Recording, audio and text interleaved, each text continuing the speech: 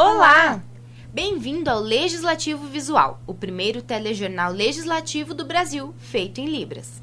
Falamos sempre das ações dos deputados estaduais na última semana. Na quarta-feira, projeto apresentado quer obrigar agências bancárias de Mato Grosso do Sul a contratarem um intérprete de Libras para auxiliar o surdo. Além dos bancos, o projeto proposto pelo deputado Evander Vendramini, do PP, atinge também os shoppings de Mato Grosso do Sul. A obrigatoriedade poderá ser a de manter durante todo o atendimento ao público tradutores e intérpretes da língua brasileira de sinais para auxiliar os surdos. Eu acho justo que as agências bancárias, os shopping centers, tenham esse tipo de profissional para atender esse tipo de pessoas que têm a necessidade. Nós vivemos hoje no século XXI, né? E é inadmissível que a gente não tenha ainda esse tipo de atendimento para as pessoas que são portadoras e que precisam se comunicar. A intenção é, principalmente, superar a barreira de comunicação que essas pessoas sempre enfrentam. As barreiras têm que ser quebradas, né? Não só nessa questão, mas em todas, né? As pessoas que são portadores de necessidades especiais têm que ter um olhar diferenciado. E no poder público não pode ser diferente. Eu acho que nós legislamos para toda a população, independente da sua condição. Educação financeira pode ser inserida na grade curricular para alunos do ensino médio de escolas estaduais. A proposta do deputado Marçal Filho, do PSDB, quer estimular a mentalidade sobre economia e promover o equilíbrio econômico e financeiro, tanto pessoal quanto familiar. Nós temos que nos atualizar muito nos temas atuais. Essa é uma situação que está sendo vivida hoje. Então hoje tem que ser implantado isso. Se com o passar do tempo as pessoas tiverem essa consciência e conseguirem lidar com a sua educação financeira, pronto, não há que se falar mais nisso, já chegamos a um bom patamar. É muito comum ver pela cidade muros pichados e telefones públicos depredados. Agora, quem for flagrado cometendo atos de vandalismo poderá ser obrigado a reparar e a ressarcir os danos. Aquele que vandalizar, depredar e pichar patrimônio ou monumento público e particular vai ser obrigado a reparar o dano, além de ressarcir em dobro o valor do prejuízo causado. É bom deixar muito claro que a pichação nada tem a ver com grafite, não é? Que é uma arte que tem que ser valorizada, inclusive porque quando bem praticada ela acaba valorizando os imóveis, valorizando a cidade, tornando a cidade mais bonita. Isso é uma arte que a gente tem que incentivar. Agora, não podemos aceitar que essas pessoas saiam por aí realizando tudo isso e todos nós tenhamos que pagar a conta. Outro projeto apresentado desobriga o consumidor a fornecer seus dados ao realizar uma compra. E ainda, a empresa pode ser obrigada a retirar o cadastro do sistema, caso o consumidor solicite.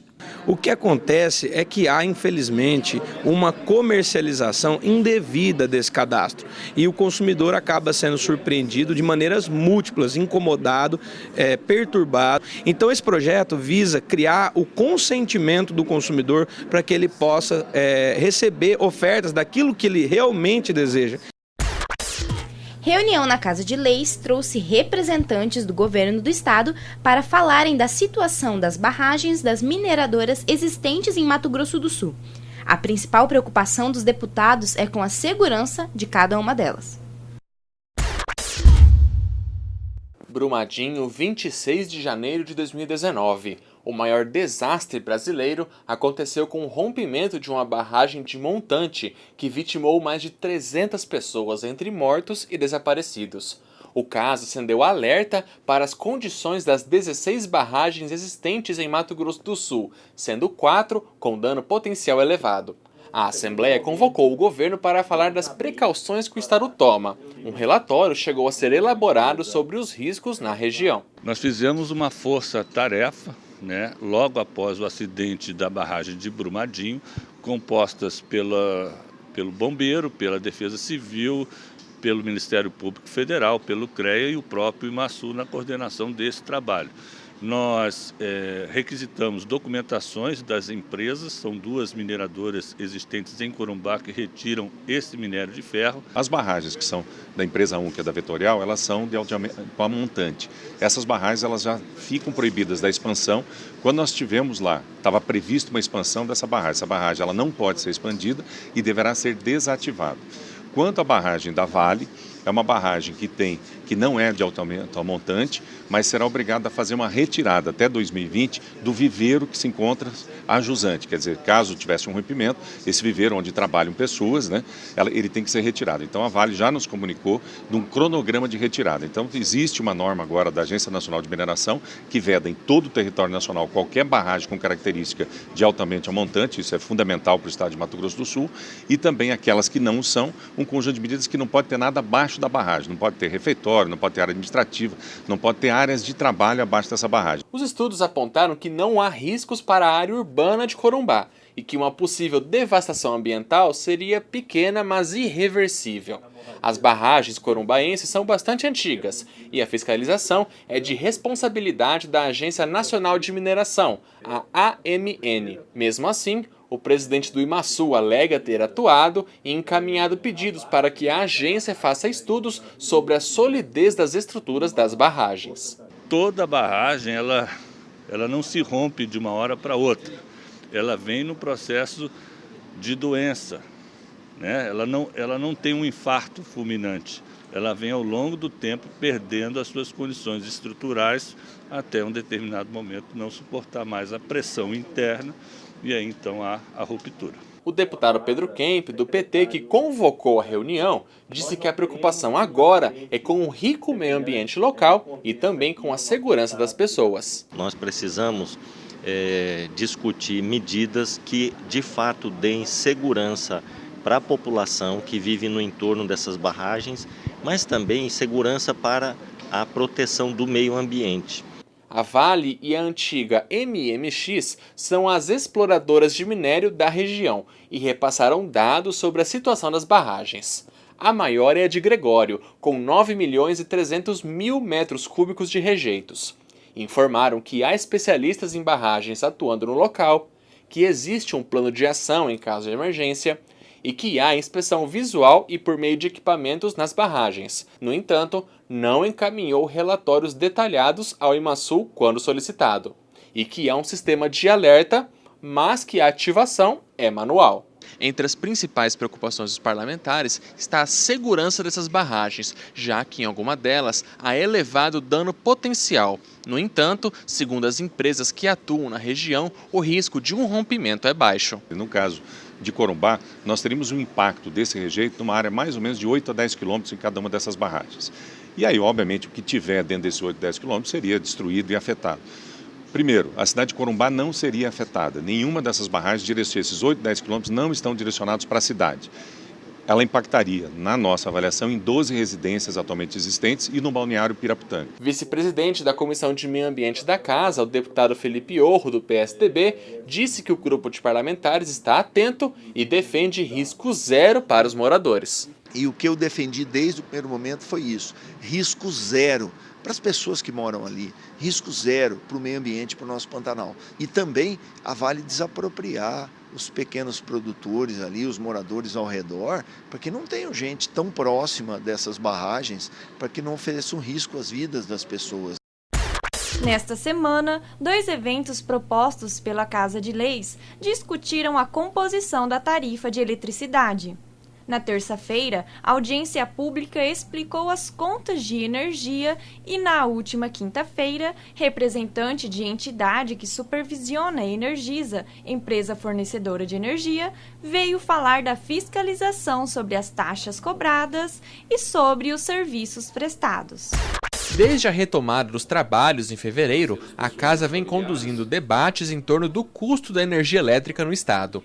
Depois da audiência pública na Casa, na última terça, André Pepitone, diretor-geral da Agência Nacional de Energia Elétrica, veio ao estado a pedido da Assembleia para falar da atuação da agência, que é responsável por fiscalizar os serviços e também por conceder os reajustes tarifários.